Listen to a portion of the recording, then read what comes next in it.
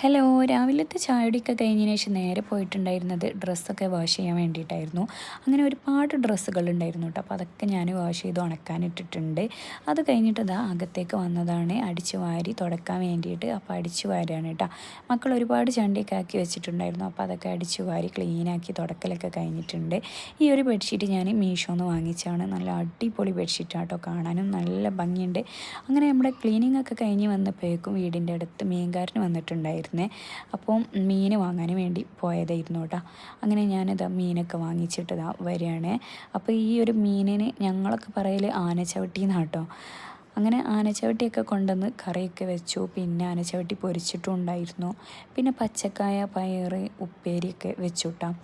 പിന്നെ ഇന്നാണെങ്കിൽ വീട്ടിൽ പണിക്കാരും ഉണ്ട് കേട്ടോ.